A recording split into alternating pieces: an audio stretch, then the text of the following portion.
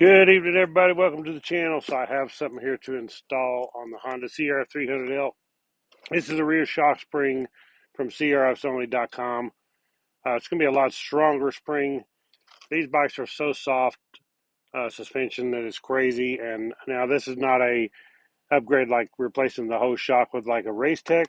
CRFs.com does have Race Tech suspension. If you really want to spend some bucks, but you want real good quality, you want to go with a whole complete shock, not just the spring. But if you're on a budget, you can take and just install the spring. So we're going to take this out of the box. So when you order it, it comes with these bushings, and we're going to take it out of the box, take this shock off here, disassemble it, and stick this spring on, and see how much better it is. I'm sure it's going to make a big difference on this thing, basically because my weight is about 215 pounds. I add extra fuel on here, all my camping gear, all my luggage and stuff, and then you've got quite a bit of weight. It's just the stock spring is just not enough, especially for off-road. So with this spring, it ought to help a lot without having to spend the money and buying a whole Race Tech shock, which would be nice, but maybe someday that's what I'll do, and I'd like to do full Race Tech front and rear. But for now, we're going to try just a spring and see what happens. Okay, so the first thing we want to do is put your bike on a lift. You want to get the weight off the rear wheel. We got to remove the bottom shock bolt here, this lower link bolt, and the top shock bolt, which is right up in here. So this is a 14 millimeter on all these sides here, and I'm sure it's like a 17 millimeter on the other side probably. Okay, so I'm going to take a 17 millimeter from the other side. With the impact, should be able to take the nuts off the other side without having to hold this side. Maybe, we'll see. So let's get that done.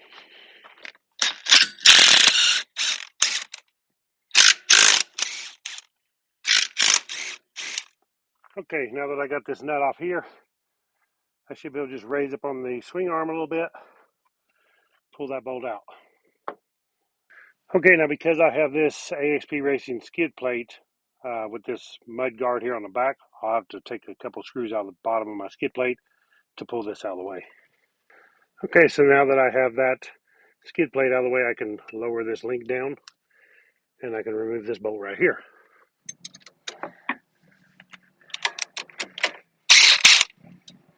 Okay, I got the nut off the other side. I can pull this bolt out. Now we should be able to pivot this out of the way so we can get to the shock right here. Now I just need to remove the top bolt. I've already taken the nut off. Okay, the top bolt on that side does have a flat washer. That bolt's removed, and the shock kind of fell down, of course.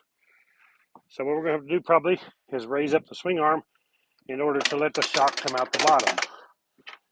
And it's that easy to take it out.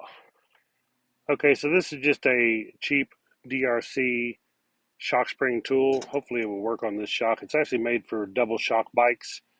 And to fit over this, I actually had to flare this out a little bit, which was no problem. But just to make it work, I flared it out. So now it goes on there good.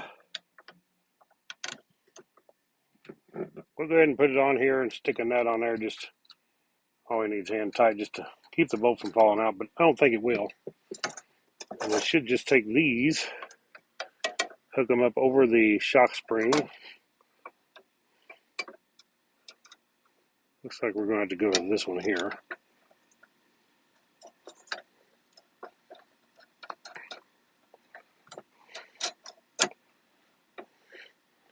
Same way on this side.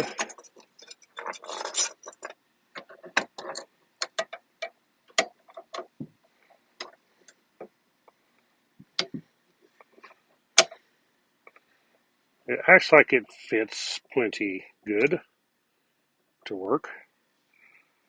We just got to crank these down. You want to be real careful with these springs. It's actually very dangerous to mess with these springs. If it comes off, they come off with a lot of pressure, so you want to be careful. We should be able to just crank these down.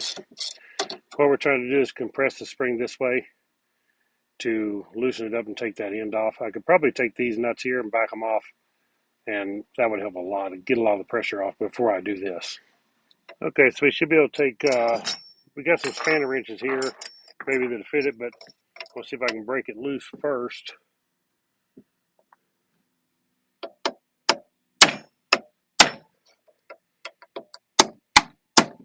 So once we get it broke loose,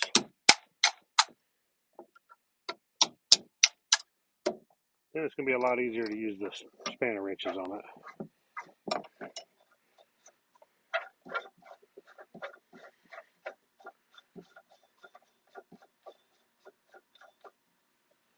Run that all the way down. This is going to make it where the spring ain't got so much pressure on it.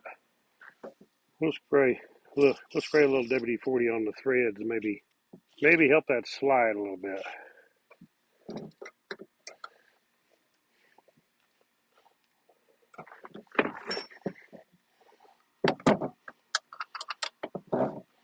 That definitely made a difference.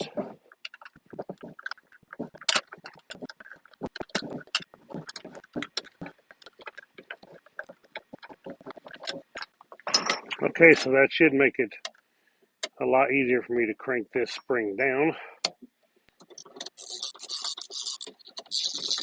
You want to crank them down pretty even, keep this straight.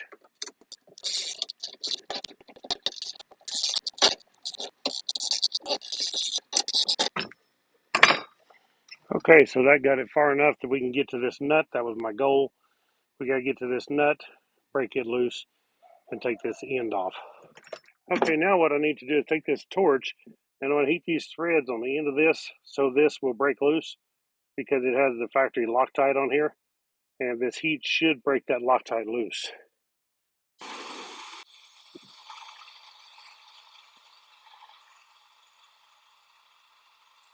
Hopefully that's enough.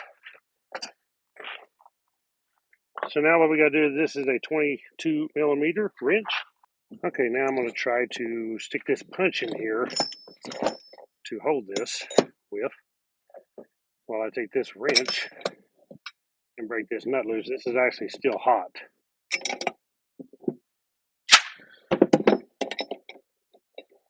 Okay, that broke the nut loose. Just need to back it off a little bit. Put some more heat on this.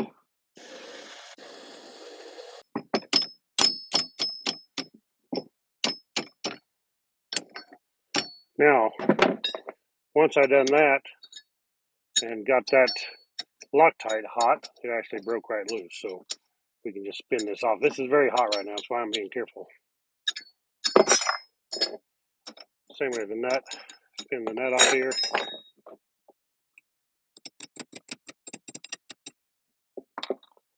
Like so. Now we can actually take these spacers off. Just pay attention to how they was on here, just in case we need some of this going back together. So you got the big flat washer. Then we got this spacer. And then, of course, we got a rubber bumper, which will just push it down out of the way. We'll leave it on there. Be careful not to scratch that shaft. That's very important.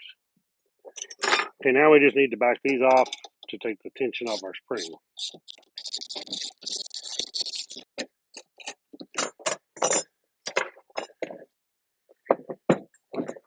Okay, now we can slide the spring off. Okay, so now we have our E-Bach spring. We'll take it out. Notice that it's definitely a lot heavier. It's a lot bigger here, but it is a lot shorter, and I'm assuming that's why it comes with this spacer. So we need to figure out the configuration, because it does not come with instructions, so you kind of just figure it out on your own, I reckon. So I'm saying this spacer is probably going to go down on here, and it actually fits snug onto that bottom bushing. And then our spring. Okay, so the way I have this figured is you have these two bushings here. If you put the splits opposite of each other, like that, and then this one sits inside that. This is the way I'm thinking it's going to have to go. That's why we have that in there. We got our big flat washer, which goes like that. And then we just put our nut on here. And the way I got it figured is, we're actually not going to need the spring compressor to put this on. From the looks of it, it's not going to be long enough that we have to worry about it. We need enough threads here so that this comes through and just touches the top of this. Also, I want to put some red Loctite on here so we'll be back like the factory setup was. It's a little more than I wanted on there, but I guess more than is better than none, huh? Spin that back on. We'll stick our punch in here, and then we're going to tighten this nut back up.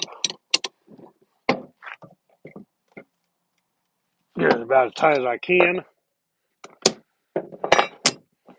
and just like that.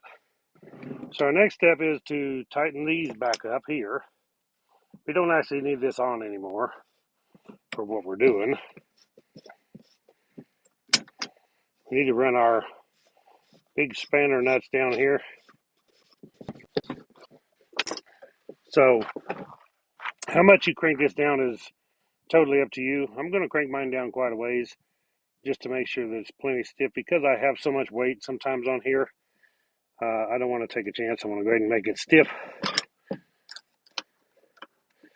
I'm not a motocrosser. I just do off-road, and I need suspension to hold up the weight of me and all my luggage, or a passenger. It's rare that I have a passenger, but once in a while I do.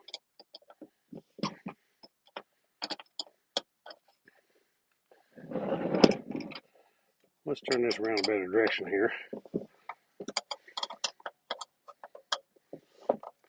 Leaving this on actually helps hold the shock, so I'm glad I did.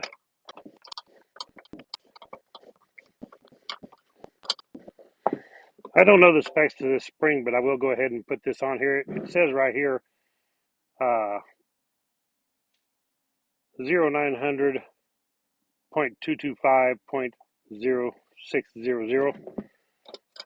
I can actually find out the weight it's supposed to hold up. I'll put that on there.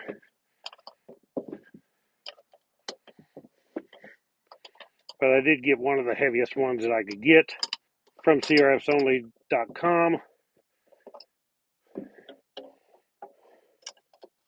Okay, we're almost to the top. We're going to call it quits there and go ahead and crank this down. Our lock nut.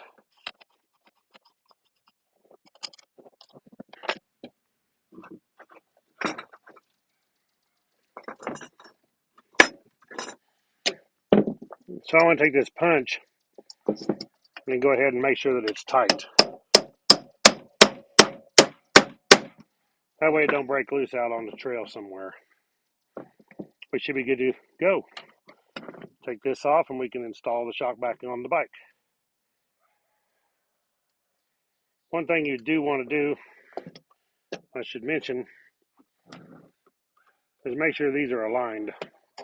You want these aligned where the bolts are going to go.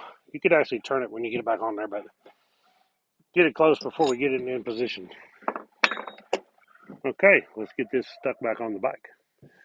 Okay, so we want to slide this shock back up in there and then put the top bolt in. Raise the swing arm up to get it into position. Now we can take our bolt, put our top bolt back into position. Just line up the bottom here. So we can put our bottom bolt back in. We have to raise up on the swing arm just a tad, like so.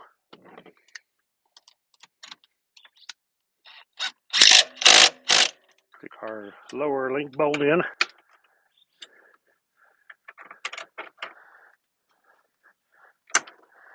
Now all I gotta do is stick the nut on that side, take and torque these 3 bolts to the factory specifications. I have to look it up in the book and get them torqued. We should be done. Okay, let's try this out. I mean, I can already tell it's stiffer. I haven't put the weight on it yet. So I do have some sag. I haven't measured the sag, but I can definitely tell my front is going to be softer than the rear. Of course, that's what you can expect. My mirror crooked, but the rear is way better. I may have it a little stiff actually. If I do, I can take those spanner nuts, loosen them up, and take some of the compression down a little bit, so I could adjust that some. I'll take it out and ride it off-road first, probably tomorrow, and try it out and see how I like it. But I will do a review of that spring later. But as I said, CRFs only, they also have not only just these springs, you can get different weight ratios depending on what you weigh, and they also have the Race Tech front and rear suspension. If you really want suspension and you want to spend the money, that would be the way to go. So put Race Tech front and rear. Your bike's really going to be nice. But if you want to just do the Race Tech rear spring, then they have that, and it's a lot less money. What I did for what I do, I think it'll be fine. But I would like to someday do the full suspension package from CRFs only. Hopefully that'll come up next before long. If it does, then I'm definitely going to do that. But because the front, you can tell, definitely needs it, and the rear Race Tech shock would definitely be better. Uh, so super cool. I will post a link to CRFsonly.com where you can check this thing out. I mean, get one of these springs. You can see my video. Super easy to install. I will also post a link to that DRC spring tool. It actually works pretty good. It's just a cheap one. It don't cost that much. As you can see, I had to spread it out to make it fit over this shock, but once you do that, it works good on these shocks. It's not made for this shock, but it actually worked great for what I did. So just follow my video. Be careful if you mess with springs because they are dangerous. Thank you all for watching Woodzman Adventures. Check out the link to CRFsonly.com. They have everything for CRFs of any style, Africa Twins to any of the CRFs. Thank you all for watching. Click the thumbs up, subscribe to my channel, and we'll catch you all in the next one. Right on.